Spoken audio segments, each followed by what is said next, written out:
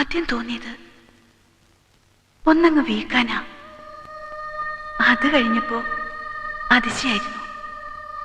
പിന്നെ കള്ളക്കഥകൾ പറഞ്ഞ് കൂത്തുകളിക്കുന്നത് കണ്ടപ്പോ സർക്കസിലെ ബഫൂണിനോടുള്ളത് പോലൊരു രസം. പിന്നെ എപ്പോഴാ ഇഷ്ടായി മാറിയത്? അന്ന് അപ്പോ പോയപ്പോ തിരിച്ചു വരും വരെ ആശുപത്രി ചുവരിലെ ബ്ലോക്ക് നോക്കിക്കിടന്നു. ആ സൂചികൾ ഇനിയും വേഗത്തിൽ ചുറ്റണമെന്ന് ഞാൻ ആഗ്രഹിച്ചു. അപ്പോഴാ എനിക്ക് മനസ്സിലായത് അപ്പൂനെ എനിക്കിഷ്ടാണെന്ന്. അപ്പൂ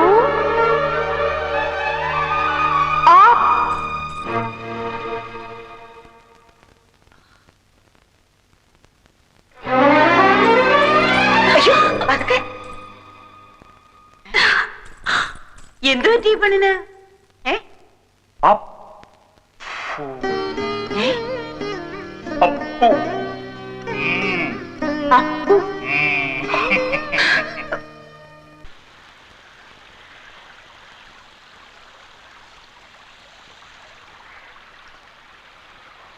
ഒരു കാര്യം സത്യം പറയട്ടെ. എന്താ? പപ്പ എപ്പോഴും നോക്കിക്കൊണ്ടിരിക്കാൻ നല്ല ശേല. ആ കണ്ണും മൂക്കും പൊടിക്കൊമ്പ മീശയും എല്ലാം കൂടെ ഒരു അരിസ്റ്റോക്രാറ്റിക് ലുക്ക് ഉണ്ട്. മതി മതി മതി മതി, വർണ്ണിച്ചത് മതി. എന്തോ കാര്യം സാധിക്കാനുണ്ടെന്ന് തോന്നുന്നു. എന്താ അത്? പറഞ്ഞോ. ഏയ് അങ്ങനെയൊന്നുമില്ല. പിന്നെ പിന്നെ കാര്യം പറഞ്ഞ കളിയാക്കരുത്. അപ്പൊ എന്തോ കുഴപ്പം പിടിച്ച കാര്യമാണല്ലോ. ആ എന്തായാലും പറഞ്ഞു പറഞ്ഞു. പിന്നെ എനിക്ക് നിനക്ക് പപ്പ വേണോ ഇത് അച്ഛനോട് പറയാൻ? നീ കാര്യം പറടാ കുട്ടാ. എനിക്ക് ഒരാളെ ഇഷ്ടാ. എന്നെ ആയിരിക്കും. അല്ല. എന്താ? എന്നെ എനിക്ക് ഇഷ്ടല്ലേ? ഇത് ആ ഇഷ്ടമല്ല, ഇത് വേറൊരു ഇഷ്ട. നിന്റെ ഇഷ്ടത്തിന്റെ ടൈപ്പൊക്കെ എനിക്ക് മനസ്സിലായി. കിടന്ന് തത്വവും പിത്തവും പറയാതെ നീ കാര്യം പറ. ഏത് വീരശൂര പരാക്രമിയാ എന്റെ കുട്ടന്റെ മനസ്സിൽ ചാടിക്കയറിയത്? പറയട്ടെ.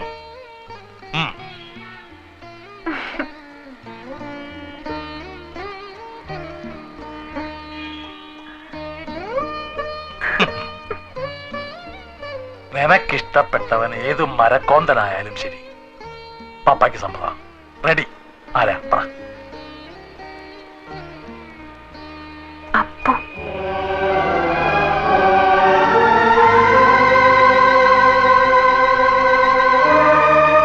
ഇതെങ്ങനെയാ പറയാന്നൊരു കൺഫ്യൂഷനിലായിരുന്നു ഞാൻ.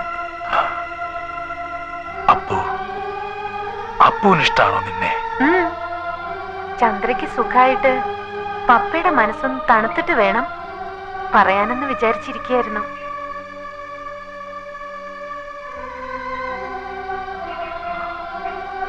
ചന്ദ്രയ്ക്കറിയോ നിങ്ങൾ തമ്മിൽ ഇഷ്ടാണെന്ന്? ആർക്കും അറിയില്ല. ആദ്യം എല്ലാ കാര്യവും ഞാൻ പപ്പയോടല്ലേ പറയാ. പപ്പയല്ലേ ഇന്ന് വരെ എന്റെ എല്ലാ ആഗ്രഹവും സാധിച്ചു തന്നിരുന്നത്. ഇനി വേണം ചന്ദ്രയോട് പറയാൻ. എന്നിട്ട് പപ്പയും ചന്ദ്രയും കൂടെ വേണം ഇരവിക്കുട്ടി പിള്ളയുടെ ചെവിയില് ഈ മന്ത്രമോതാൻ. ചന്ദ്രയോട് ഞാൻ പറയട്ടെ? ഇപ്പൊ വേണ്ട. സാധാരണ കാര്യങ്ങൾ തീരുമാനിക്കുന്ന പോലല്ലോ ഇത്. ഇക്കാര്യം ആദ്യം പറയേണ്ടത് നിന്റെ അച്ഛനോടല്ലേ. ഞാൻ ഇരവി ഒന്ന് കാണട്ടെ. അവന്റെ മനസ്സിലിപ്പോ എന്താണെന്ന് അറിയണമല്ലോ. എന്നിട്ട് മതി വേറെ ആരോടെങ്കിലും പറയുന്നത്.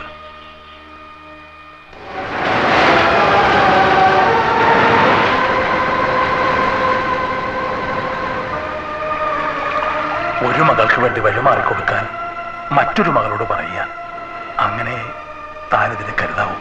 എന്നോട് ഇങ്ങനെ പറയണം? ക്രൂരമായ ഒന്നാണ് ഞാൻ ആവശ്യപ്പെടുന്നത്. ഇഷ്ടപ്പെട്ട പുരുഷനെ മറ്റൊരാൾക്ക് വേണ്ടി കൈവിടാൻ, മറക്കാൻ പാപമാണ് ഞാൻ ചെയ്യുന്നത്. എനിക്കറിയാം. പക്ഷേ വേറെ വഴിയില്ല ഇരവി. ഒരു തളർച്ചയിൽ നിന്ന് കര കയറിയതേ ഉള്ളൂ. ഇനി ഒന്നുകൂടെ താങ്ങാനുള്ള ശക്തി എന്റെ മുഖമുണ്ടായെന്ന് വരില്ല. എനിക്കെല്ലാം മനസ്സിലാവുന്നുണ്ട്. ലേഖയോട് പറയാനുള്ള മനസ്സ്, ധൈര്യം ഒന്നും എനിക്കില്ല. ഉണ്ടെങ്കിൽ ഞാൻ അതിന് അനുവദിക്കില്ല. കോയമ്പത്തൂർ ഗാന്ധിപുരത്ത് തെരുവില് വിശന്ന് തലചുറ്റി വീണ് കിടന്ന എന്നെ താങ്ങിയെടുത്ത് വാങ്ങിത്തന്ന ഇഡലിയുടെയും ചായയുടെയും കടം പോലും ഇനിയും ഞാൻ വീട്ടിട്ടില്ല. പക്ഷെ അതുകൊണ്ടല്ല ഇതെന്റെ മോളോട് പറയാൻ അനുവദിക്കില്ല എന്ന് പറഞ്ഞത്. എന്റെ മോളുടെ മുമ്പില് അവളുടെ ഈ പപ്പ വളരെ വലിയൊരു മനുഷ്യനാണ്. ഈശ്വരനൊപ്പമാ അവളുടെ മനസ്സിൽ അവള് പപ്പയെ ഇരുത്തിയിരിക്കുന്നത്. അങ്ങനെ ഒരു മനുഷ്യൻ അവളുടെ മുമ്പില് ഇങ്ങനെ ഒരു കാര്യത്തിന് വേണ്ടി തല താഴ്ത്തുക, ഇതിൽ പരം എന്ത് വേദനയാ എന്റെ കുട്ടിക്ക് ഉണ്ടാവാനുള്ളത്?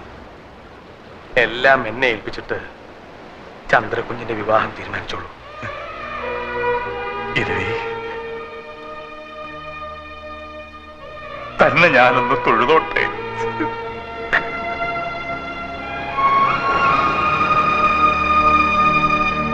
എനിക്ക് എന്റേതെന്ന് പറയാൻ നീ മാത്രമേ ഉള്ളൂ.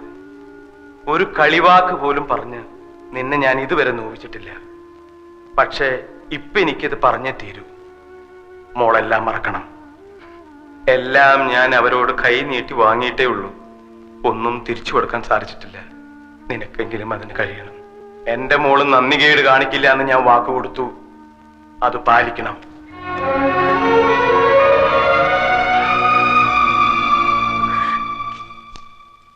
എന്തായത്? പറയാൻ കഴിയില്ലെങ്കിലൊന്ന് ഭയന്നാ എഴുതാനിരുന്നത്.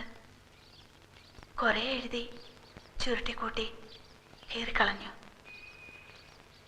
ഒരിക്കലേറ്റ മുറിവിന്റെ പാടുകൾ മാഞ്ഞതേയുള്ളൂ. വീണ്ടും അത് സംഭവിക്കുമോ എന്ന ആവശ്യമില്ലാത്തൊരു ഭയം എൻ്റെ മനസ്സിലുണ്ട്. അതുകൊണ്ടാ എത്രയൊക്കെ നീണ്ടൊരു മുഖവുര. അപ്പോൾ ആശുപത്രിയിൽ വെച്ച് എന്നോട് ചോദിച്ചില്ലേ എന്താ എനിക്ക് വേണ്ടി ചെയ്യേണ്ടതെന്ന്? ഉത്തരം ഞാനിപ്പോൾ പറയാം. എന്നെ ഒന്ന് മനസ്സിലാക്കാൻ ശ്രമിച്ചാൽ മാത്രം മതി. ഒരേ ഒരു വാക്കേ കത്തിലുള്ളൂ. ഇനി അത് തുറന്നു നോക്കണ്ട. എനിക്കിഷ്ടമാണ് അപ്പുനെ.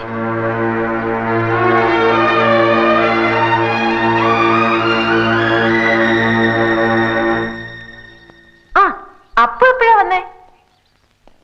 എനിക്കൊരു കാര്യം പറയാനുണ്ട്. എനിക്കറിയാം, ഞങ്ങൾക്കൊക്കെ അറിയാം, അല്ലേ ചേട്ടാ? അപ്പോ അളിയനും പെങ്ങളും ഞങ്ങളും എല്ലാം കൂടി കാര്യങ്ങളെല്ലാം നീക്കി തുടങ്ങി. അമ്മാവൻ അപ്പുന്റെ അച്ഛന് കത്തെഴുതിയിട്ടുണ്ട്. എന്നോടൊന്നും പറഞ്ഞില്ല. ഇനി എന്തിനാ പറയുന്നത്? പെണ്ണിനും ചെക്കനും ഇഷ്ടായ സ്ഥിതിക്ക് ബാക്കി കാര്യങ്ങളൊക്കെ ചെയ്യേണ്ട കുടുംബക്കാരാ. ചന്ദ്രയ്ക്ക് 1000 നാവാ അപ്പുനെ കുറിച്ച് പറയുമ്പോ. She's thrilled. അപ്പുക്കുട്ട തൊപ്പിക്കാരായി എപ്പ കല്യാണം? മകരമാസത്തിൽ വേലി കെട്ടിയിട്ട് അപ്പ കല്യാണം. അയ്യേ കല്യാ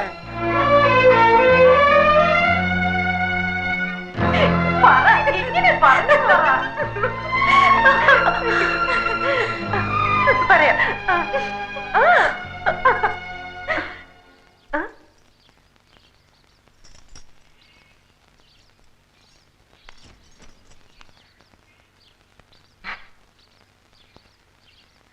പേടിക്കണ്ട പപ്പ, ഞാനൊന്നും പറഞ്ഞില്ല. നന്ദികേട് കാണിക്കില്ല. ദൈവാധീനത്തിന്റെയും കഷ്ടകാലത്തിന്റെ ഇടയിൽ കിടന്ന് നമ്മൾ ഒരുപാട് ഉരുണ്ട് കളിച്ചു, ഇല്ലേ നൂറേ? പടച്ചോന്റെ സഹായം കൊണ്ട് മാത്ര വലിയ പരിക്കൊന്നും കൂടാണ്ട് നമ്മൾ ഇവിടം വരെ എത്തിയത്. 5 അണയ്ക്ക് ഗതിയില്ലാത്തവൻ ആനയ്ക്ക് വില പറഞ്ഞ പോലെ അങ്ങ് പറഞ്ഞു പോയതാ. കിട്ടിയാ കിട്ടി, പോയാ പോട്ടെ എന്ന് പറഞ്ഞ് ആകാശം ഇടിഞ്ഞ് താഴോട്ട് വന്നാലും തലയിൽ താങ്ങാമെന്നൊരു ധൈര്യമായിരുന്നു ഇതുവരെ. കാരണം നഷ്ടപ്പെടാനൊന്നുമില്ലായിരുന്നല്ലോ. പക്ഷെ ഇപ്പോ എന്തൊക്കെയോ നഷ്ടപ്പെടാനുണ്ട് എന്നൊരു തോന്നൽ. വലിയ മിടുക്കനാണെന്ന് ചിലപ്പോഴൊക്കെ ഞാൻ സ്വയം കരുതിയിരുന്നു. പക്ഷെ ഇപ്പം മനസ്സിലായി, നമുക്ക് നിയന്ത്രണമില്ലാത്ത ചിലതൊക്കെ നമ്മളിൽ തന്നെ ഉണ്ടെന്ന്. അവിടെ ബുദ്ധിക്കും സൂത്രത്തിനും ഒന്നും സ്ഥാനമില്ല. നമ്മുടെയൊക്കെ മനസ്സിന്റെ കാര്യമാണ് ഞാൻ പറയുന്നത്. പൊള്ളിച്ചുകളികൾക്കിടയിൽ അറിയാതെയും പറയാതെയും എങ്ങനെയോ ഇഷ്ടപ്പെട്ടു പോയതാണ് ലേഖയെ. ഒരു നുണയിൽ നിന്ന് രക്ഷപ്പെടാൻ മറ്റൊരു നുണ പറഞ്ഞ് ഒടുവിൽ ഊരാക്കുടുക്കായപ്പോൾ ഒരു ജീവശ്വാസം തന്നവളാണ് ചന്ദ്ര. ആർക്ക് നേരെ ഞാൻ കണ്ണടയ്ക്കുക? ആരോടാ ഞാൻ ഇനിയും കള്ളം പറയാ? എനിക്കറിയില്ല. ഒരു തീരുമാനം എടുക്കാൻ കഴിയുന്നില്ല. പക്ഷെ എന്നും എല്ലാരെയും സന്തോഷിപ്പിച്ചുകൊണ്ട്, എന്നെന്നും സ്വയം ചതിച്ചുകൊണ്ട് ആർക്കും ജീവിക്കാൻ കഴിയില്ലല്ലോ. എനിക്കും അതിന് കഴിയില്ല.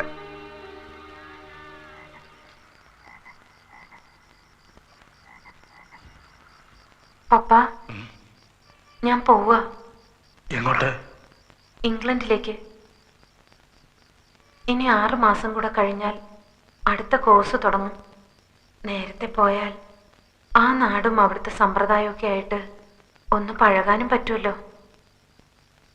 പപ്പ, എന്നെ പോവാൻ അനുവദിക്കണം. എന്നെ അനുഗ്രഹിക്കണം. നിന്നെ അനുഗ്രഹിക്കാനുള്ള അർഹത ഈ പപ്പായ്ക്കുണ്ടാ മോളെ. എൻ്റെ അച്ഛനേക്കാൾ ശാസിക്കാനും ശിക്ഷിക്കാനും അനുഗ്രഹിക്കാനും ഒക്കെ അർഹതയും അവകാശമുള്ളത് എൻ്റെ പപ്പയ്ക്കല്ലേ? എന്റെ മോക്ക് നല്ലതേ വരൂ. ആരോടും യാത്ര പറയാനൊന്നും ഞാൻ നിൽക്കുന്നില്ല. ആ ജോലി അച്ഛനെ ഏൽപ്പിക്കുകയാണ്. എന്റെ മോള് ഒരുപാട് സങ്കടപ്പെടുന്നുണ്ടല്ലേ? ഏയ്, എന്തിന്? ഉള്ളു മുഴുവൻ വിങ്ങിപ്പൊട്ടിയിട്ട് മുഖത്തൊരു ചിരിയും തേച്ച് പിടിപ്പിച്ച് നടക്കണം നിന്നെ കാണാൻ അച്ഛന് വയ്യ. ഒന്ന് കരഞ്ഞൂടെ നിനക്ക്, ആരും കാണാതെ?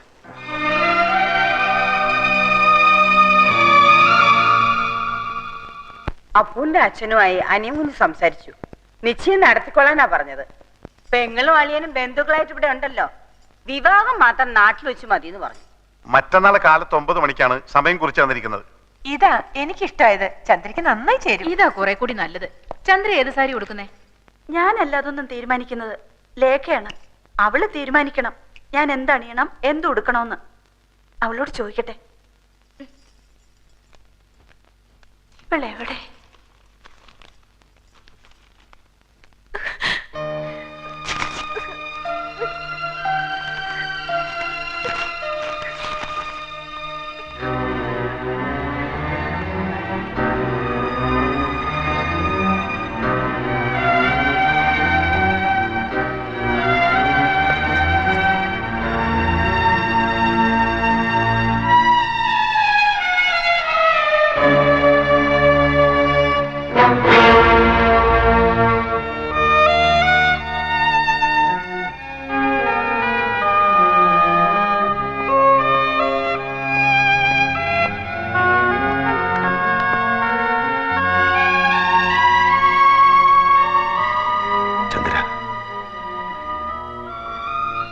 എന്നെ ശപിക്കരുത്. എനിക്ക് വേണ്ട, മതി. ഞാൻ അങ്ങോട്ട് വരികയായിരുന്നു. ഇനിയൊന്നും എന്നോട് പറയരുത്. പറഞ്ഞു കൂടുതൽ നോവിക്കരുത്. സ്നേഹിച്ചവരെ പിരിയുന്നതിന്റെ വേദന എനിക്കറിയാം. ഒരിക്കൽ അനുഭവിച്ചവളാണ്. അന്ന് ഞാൻ പ്രാർത്ഥിച്ചിരുന്നു മറ്റൊരാൾക്കും ഈ അനുഭവം ഉണ്ടാവരുതെന്ന്. അത്ര വലിയ പാപമൊന്നും ചെയ്തിട്ടില്ലാത്തത് കൊണ്ടാവാം വൈകും മുമ്പ് പ്രായശ്ചിത്തം ചെയ്യാനുള്ള അവസരം ഈശ്വരൻ എനിക്ക് തന്നത്. നിറഞ്ഞ മനസ്സോടെയാണ് ഞാൻ പറയുന്നത്. അപ്പൊ ലേഖയുടേതാണ്, ചന്ദ്രയുടേതല്ല. അപ്പൊ എന്റെ കൂടെ വരൂ.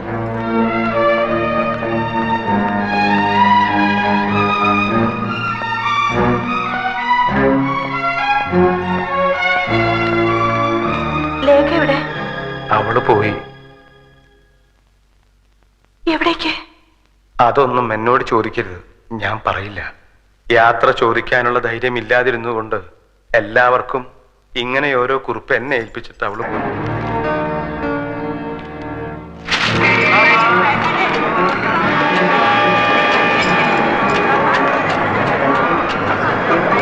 गाड़ी प्लेटफॉर्म पर आ रही है। यात्रियों से निवेदन है वे प्लेटफॉर्म के किनारे से दूर रहें।